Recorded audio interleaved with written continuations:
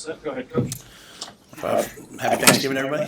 Just wanted to make sure I congratulated all the teams out there playing for the all the state championship games. Pretty cool to walk by, and we're out there on the practice field just now. I can hear them, and making the starting announcement. So congratulations to all those, young people, their families. It's quite an accomplishment. So with that, I'll get started. What does it mean having those games here? Enjoy hosting these games at Nebraska every year.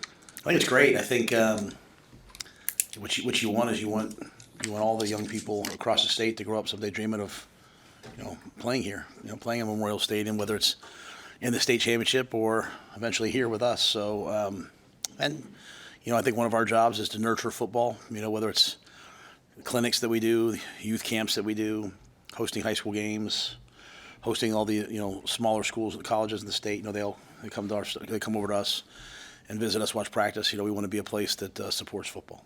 You're going to have a chance to have some kids who are in high school now who are a part of your practices next month. Is that the first time? I assume that's the first time for a bowl game you'll have ever experienced that. And what can that look like or mean?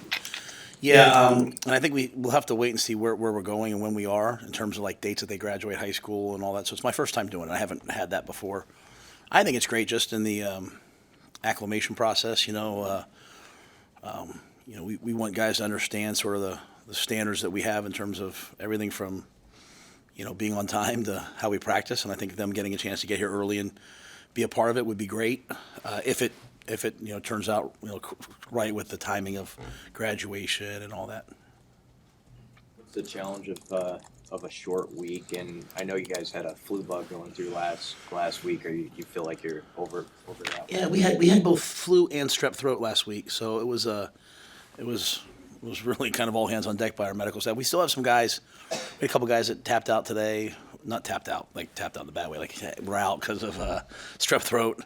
But they were mainly non-travel guys. I mean, like Marquise Buford, Sierra, if you could put a camera on me, I kept putting my arm around him the whole game. I was like, I'll give you tomorrow off. Just get through this game, buddy, because he was playing corner, he was playing gunner, he was playing jam run, punt return, and he was just dying, right? Like, so,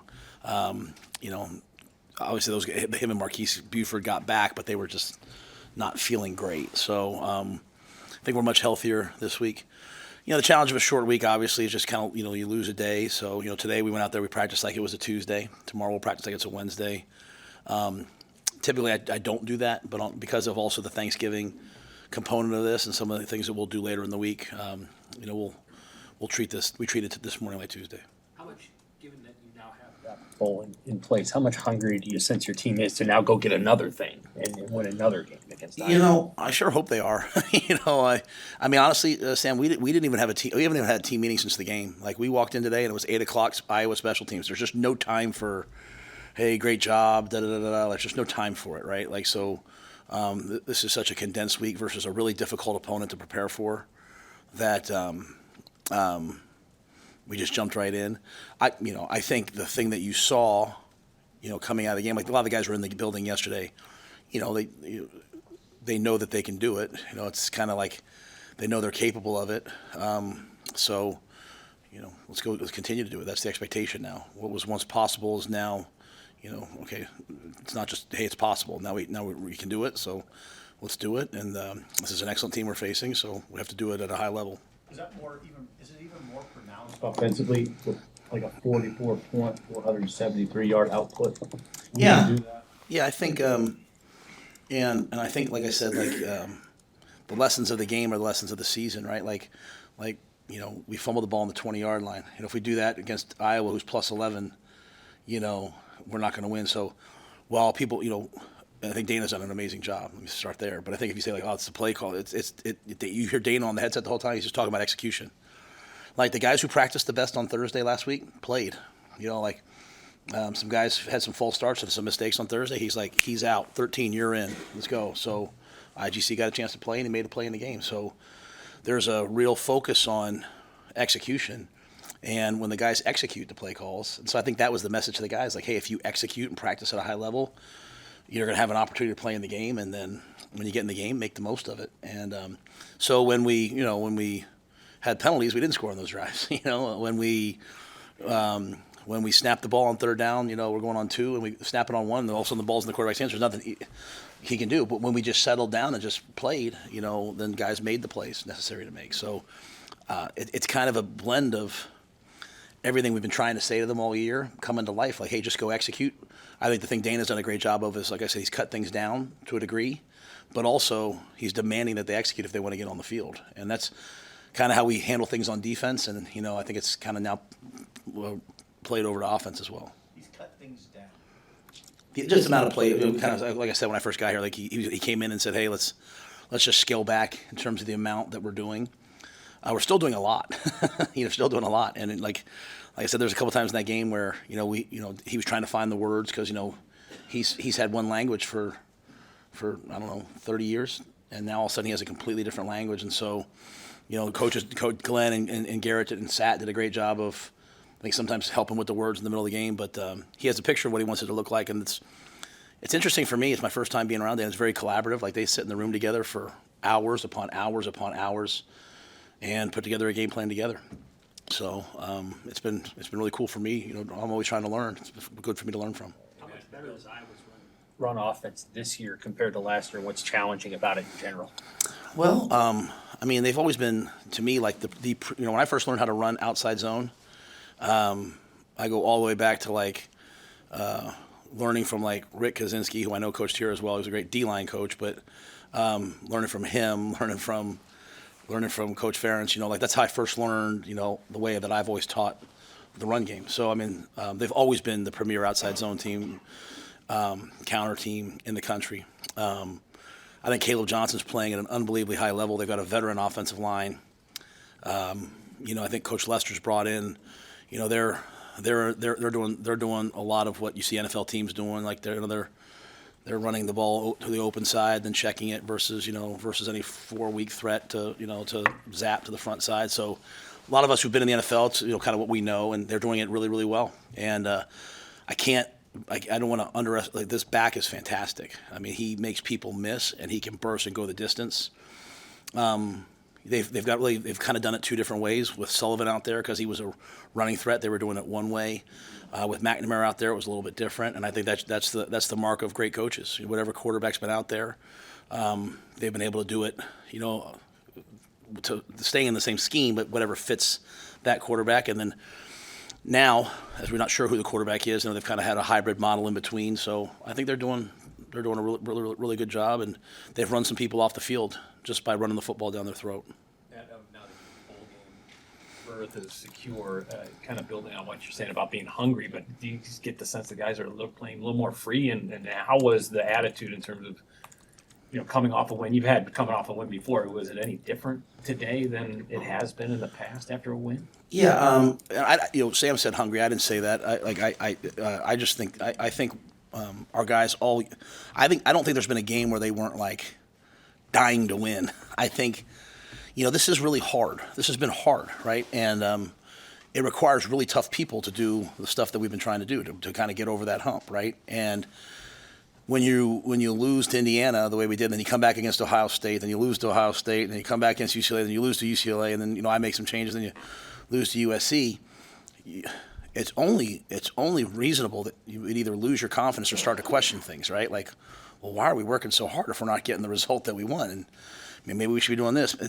It's not like I sit there and say to the guys, hey, don't doubt, trust. It's only you guys asked me if this was big for me. I was like, yeah, this was big for me. This is I know I believe in what we do, but still, it's great to have some representation of, hey, it's working here for us right now. Even though you see it at practice, you like to see it in the game. So I've never doubted their effort, right? In fact, last week, Dana and I were talking. He was like, sometimes, it's times you feel like, maybe we're pressing a little bit too much, just trying to do too much. And I thought you saw a group on Saturday that was just pretty relaxed and pretty in the moment offensively.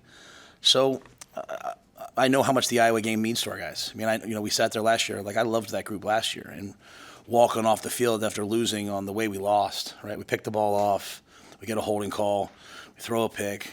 They just kind of run the clock out. Guy makes a great run, and then the field goal just gets over the goalpost. That's a credit to Coach Ferentz and the way he does things. But walking off the field, their players were waving at our guys. Have a good Christmas. That was painful. That was really painful. So I don't doubt that our guys will be ready, but their guys are going to be ready. None of it. It really just comes down to football, right? If we false start, we're probably not going to win. If we turn the ball over, we're not going to win. If we can win the turnover battle, we'll have a chance to win. And so if we can tackle, so I think it all comes down to the preparation. It's not all these other things, and that's a great thing about finally getting a bowl drought over with, because it's not these things. It's just like make this play, make this kick. John Hull. If John Hull doesn't do what he's done the last 2 months of getting better and better and better as a kicker, then we don't have, we have a different kicker and a different snapper than we did at the beginning of the year. And those guys have just gotten incrementally better till all of a sudden you get to a game like that. And if he's not making those field goals, the game's a lot different. So this week, to me, that's why, we didn't spend a lot of time talking about it. We came out and just got right back to work, because I know Iowa's they're going to be prepared. They're going to work, and we have to make sure we're in our fits on defense, and we have to make sure we're not continuing to give up we're giving up too many big plays passing right now, way too many. And, so we just have to make sure the football's right. But I'm sure they'll prepare high this week. What about the weather? Just what were you finding about your offense playing in colder conditions? You guys haven't had conditions that are going to be this cold. It's going to be a night game, obviously, late in the year. Yeah, I don't worry about the weather. I mean, we go in the mornings here, which is great in some ways. But in the spring, I mean, there's plenty of days that we're out there and there's 30-mile-an-hour winds and it's 18, 20 degrees. I mean, it was 22 degrees last week. It was cold as could be out. I mean, today was, I'm wearing you never see me wear a jacket. I wore a jacket out there today. Like, it's cold today. Where we practice, last week, we were throwing, it was, 35-mile-an-hour gusts, and we were throwing into the gusts. The way Dana does 7-on-7, he goes this way for half and this way for half. And so, I mean, our guys are tough. Iowa's guys are tough. I think the game will come down to football. I think our guys will, if there was maybe ice on the field or snow, it might be a little different. But I feel pretty good about our ability to handle the cold, just because we do it in the spring and then we do it again in the fall. We don't really ever go inside unless I really need the crowd noise from the indoor. Okay, there's execution. Is there anything else that got Rhule in a groove in that game on Saturday? Well, I think he had a great week. I think the UCLA game. I mean, that was a significant hit to his back and injury, and so even if you go back to the USC Tuesday, I was like, I think he'll be able to practice. He didn't practice on Sunday. I think he'll be able to practice Tuesday, but I think he was ginger that whole game. I mean, I think he was better this game, just in terms of being healthy, right? Being able to move around, being able to slide in the pocket, and they got one pressure on us early, but after that, I thought, we're getting the ball out of our hands. He was just taking completions, taking what was there, not trying to do too much. Again, playing as a freshman in the Big Ten is really, really hard. It requires tough people, and I think Dylan's been tough in that he's gotten better every week. And sometimes maybe everyone, like the production people, they're asking me that you can't always maybe see it because you're playing better people, but I think Dylan's gotten better every week in a lot of ways. This week it was really easy to see, because I thought he was just in complete and total control and command. And again, another week with Dana, I think, has helped him as well.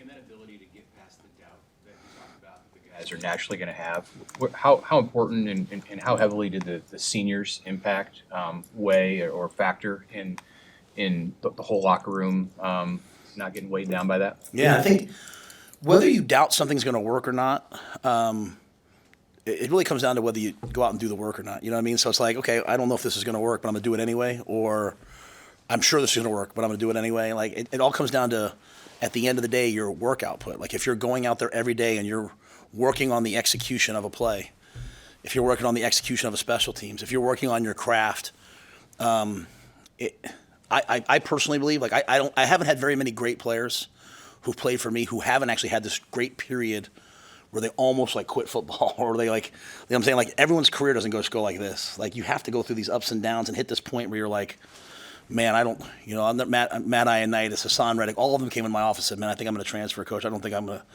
and then they all hung through it, weathered the storm, and then came out the other side. And so it comes down to me. You're going to feel all these different feelings and emotions, but do you show up and practice? Do you show up and meet? And so I think like Giff and Ty and Nash and MJ and Jamar, even though he's decided to come back, and Banks and Nayor and Ben Hart and Ben Scott, I think those guys have just continued to show up and continued to work.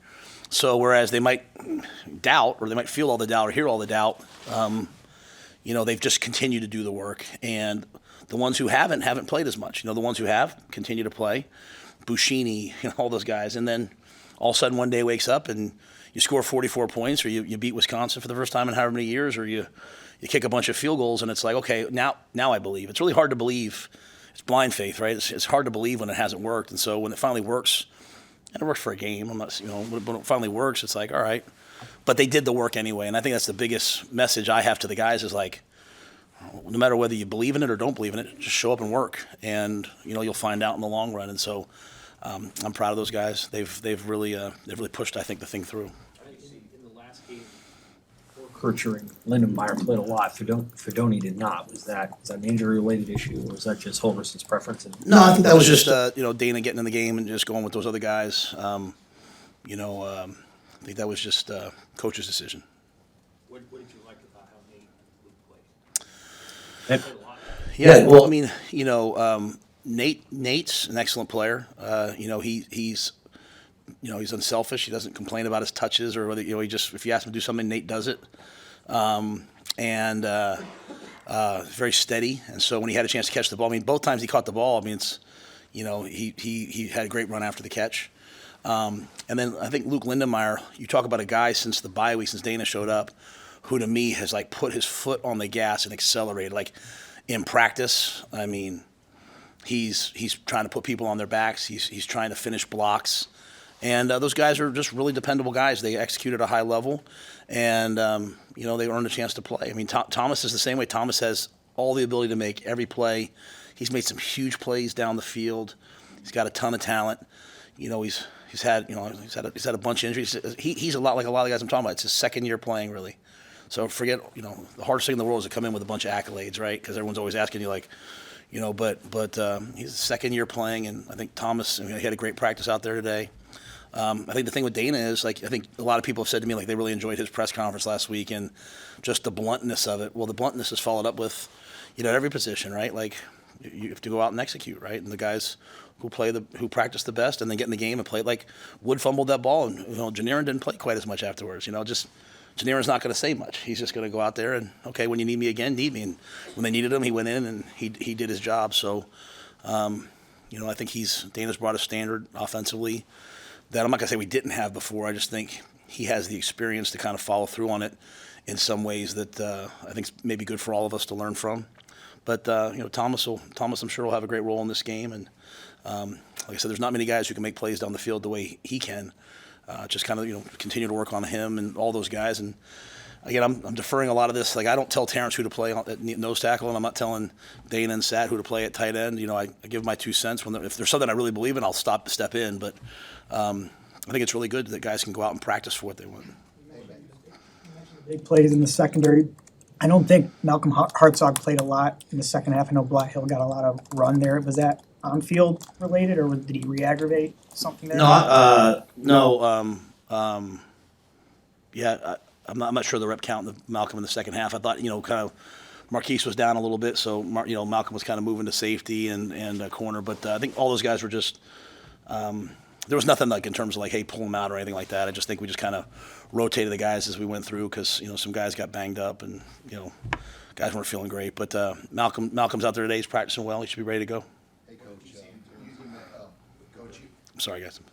you mentioned Tommy Hill last week shut down for the year. Is there anybody else that's moved on or not with your shutdown the rest of the season? You guys asked me about Malachi the other day. Malachi, came in and I hope it's. I just didn't want to talk about that on Thursday, right? I thought that was more important time of the game, but yeah, Malachi came in, let us know he was going to go in the portal. So obviously, wish him the best. Great young man, local guy. Had some really big moments for us last year. Was redshirting and developing, and I think what we're gonna this year, I think we're gonna probably end up with between 30 and 50 guys in the portal. Just with the roster and all things that are gonna have to happen. So. Wish Malachi. I can't say anything but great things about Malachi, and obviously he's not one that I wanted to go in the portal, but I really don't want any of them to go in the portal. I want them all to stay here and develop. It's just the new world we're in. It's going to be different. So, in terms of anyone else, I mean, everyone's kind of practicing with us. I mean, Tommy's the one that we just kind of shut down, and Mike is fighting through his shoulder. He's done a great job of battling through that shoulder that kind of limits him a little bit. Everyone else is kind of battling. Marquise Buford, like I said, battled through the sickness last week. So I think everyone else is up and healthy and ready to go. The door open to potentially come back and play in the bowl game. Is that still trending the right way? Yeah, Turner's still not practicing yet. Like, he's still out there.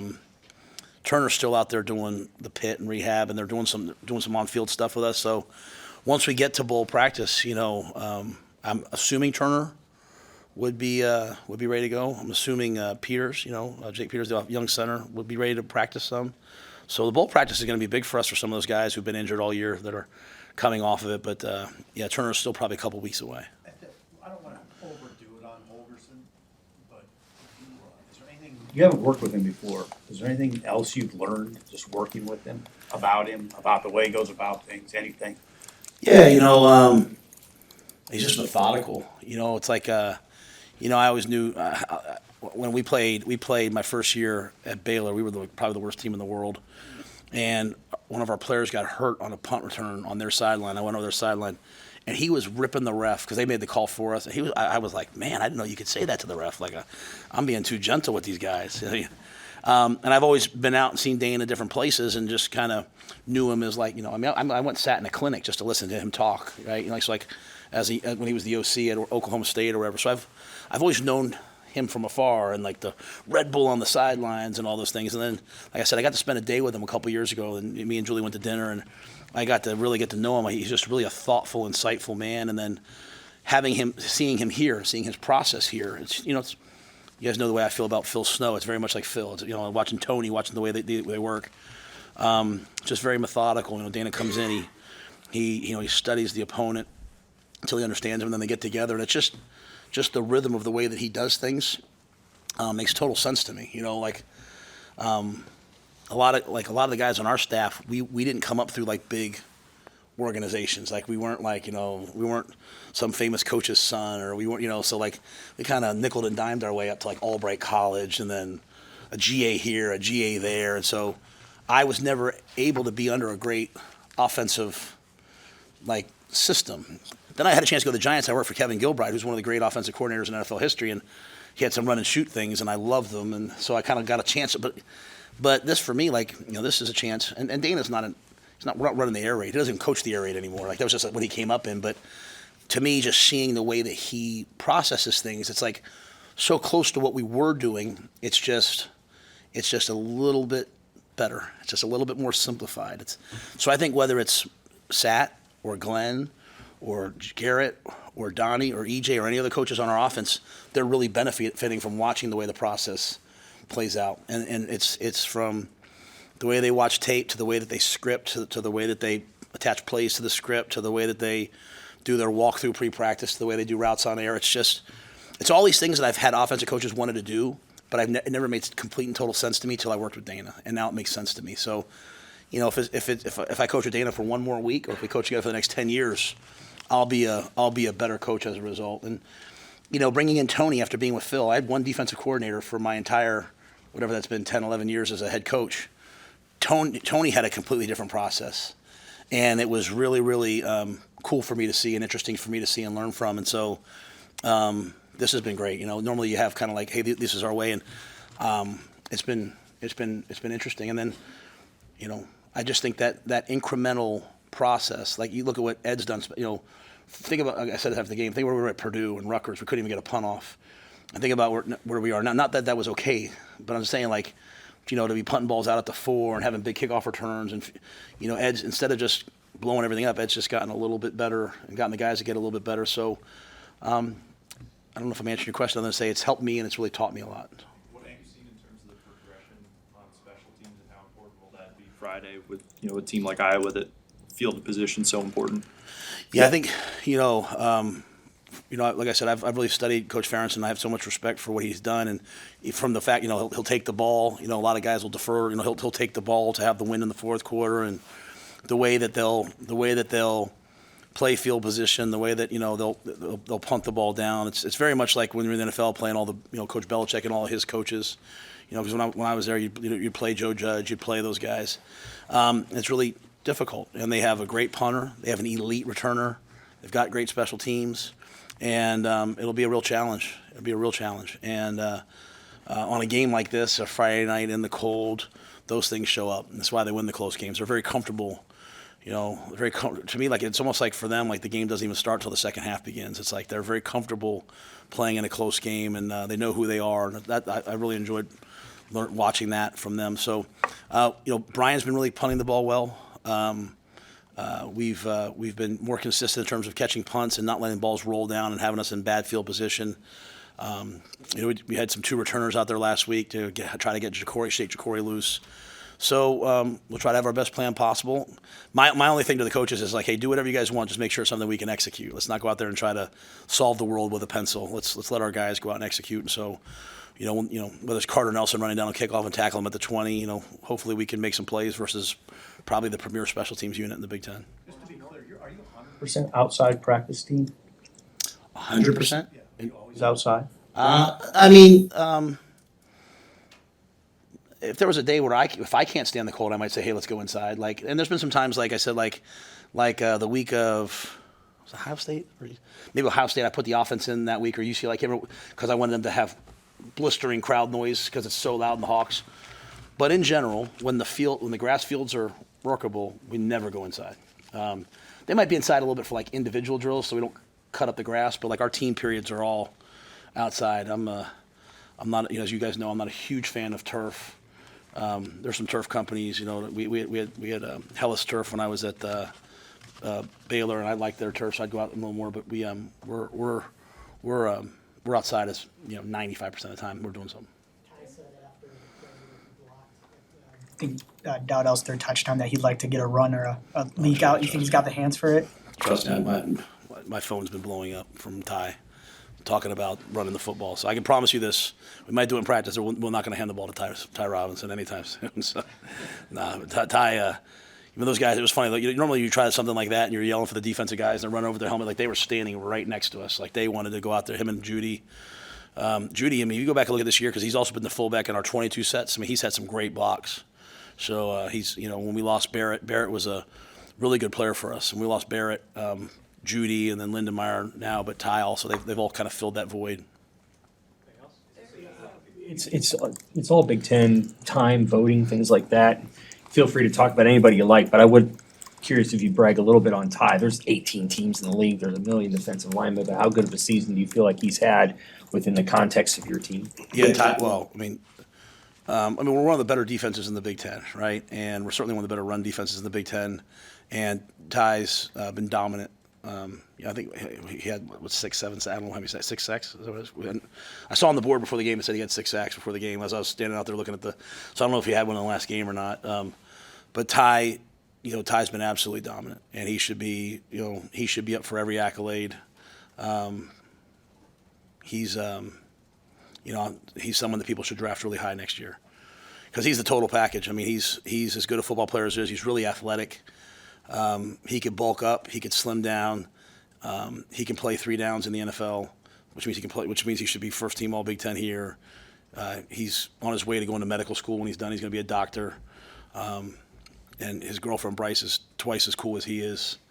I mean, he's the real deal. He's one of the best players I've seen in the Big Ten this year. And I watch all the tape crossover, and there's a lot of great ones. You know, we're getting ready to play against 94 from Iowa. I put him right there, right up there. There's a lot of really good ones. But yeah, Ty's been dominant. There was an interaction post game between one of Bickle's police detail and Donnie. Do you know what happened there? I came in this morning. They were showing me the video, so I don't want to speculate without knowing. Obviously Donnie went to Wisconsin, so I don't know if there was some history there with somebody or something. But when I asked Donnie about it, he was like, no big deal. So things happen after games. People are emotional, but he seemed to kind of brush it off. So it was kind of mayhem out there, trying to get off the field. So, I don't know much else other than that. Thanks, guys.